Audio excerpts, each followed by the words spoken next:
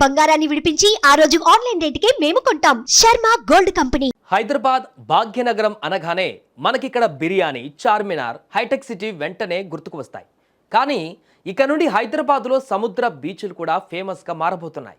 అదేంటి, హైదరాబాద్లో సముద్రం లేదుగా, ఇదెలా సాధ్యమనే డౌట్ మీకు రావచ్చు. కానీ ఇది నిజం.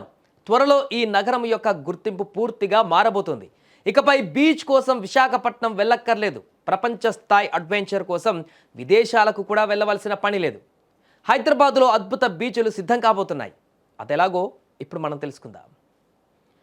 తెలంగాణ ప్రభుత్వం మరియు ప్రైవేటు భాగస్వామ్యంతో హైదరాబాద్ను గ్లోబల్ టూరిజం హబ్గా మార్చేందుకు 1500 కోట్లకు పైగా పెట్టుబడులతో 3 అతిపెద్ద ప్రాజెక్టులు ఇప్పుడు రాబోతున్నాయి. అవేంటో తెలుసా? ఇవి మీ ఊహకు అందని వినోద అనుభూతిని ఇవ్వబోతున్నాయి. ఇందులో భాగంగా హైదరాబాద్లో కృత్రిమంగా బీచ్లను ఏర్పాటు చేయబోతున్నారు. ఇక ఆ ప్రాజెక్టు వివరాలు ఒకసారి చూద్దాం. నెంబర్ 1, కృత్రిమ బీచ్. సముద్రం లేని నగరంలో బీచ్ సాధ్యమా? కోత్వాల్గూడ ఎకో పార్కులో దాదాపు 35 ఎకరాల విస్తీర్ణంలో ఇది రూపుదిద్దుకోబోతోంది. 225 కోట్ల భారీ వ్యయంతో నిజమైన సముద్రపు అలల అనుభూతినిచ్చేలా అత్యాధునిక టెక్నాలజీతో ఈ సరస్సును నిర్మిస్తారు.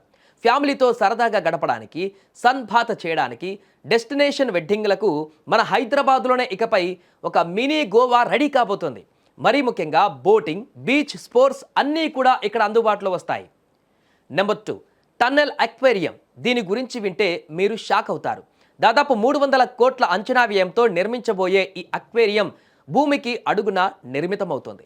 ఇక్కడ మీరు నీటి అడుగున ఒక టన్నెల్లో నడుస్తూ తలపైన పక్కల నుంచి అరుదైనటువంటి సముద్ర జీవులు, షార్కులు, రంగురంగుల చేపలను 180 డిగ్రీల కోణంలో చూసేటువంటి అవకాశం ఉంది. ఇది హైదరాబాద్ను అంతర్జాతీయ పర్యాటక మ్యాప్లో నిలబెట్టే ఒక అద్భుతమైనటువంటి ఆకర్షణ కానుంది. ఈ అనుభూతి కోసం మళ్ళీ సింగపూర్ వెళ్ళవలసిన అవసరం లేదు. ఇక నెంబర్ 3, ఫ్లయింగ్ థియేటర్. ఇదొక సాధారణ సినిమా అనుభవం కాదు. ఇది అత్యాధునిక 4D, 5D టెక్నాలజీ.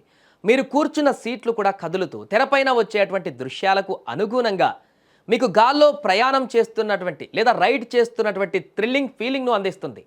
అంతేకాకుండా పర్యాటకుల కోసం వికారాబాద్లో ప్రత్యేకంగా క్యారవాన్ పార్క్ మరియు ఫ్యూచర్ సిటీలో అంతర్జాతీయ సాంస్కృతిక కేంద్రం కూడా రాబోతున్నాయి.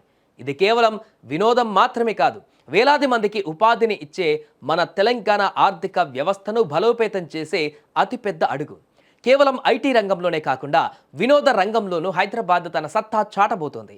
ఈ ప్రాజెక్టులు పూర్తయితే మన భాగ్యనగరం దేశంలోనే అత్యంత ఆకర్షణీయమైన పర్యాటక కేంద్రంగా మారుతుంది. ఈ ప్రాజెక్టుల గురించి మీ అభిప్రాయం ఏంటి? కింద కామెంట్ చేసి మాతో పంచుకోండి. ఈ సమాచారం నచ్చితే లైక్ చేసి మరిన్ని వీడియోల కోసం మా ఛానల్ని సబ్స్క్రైబ్ చేయండి.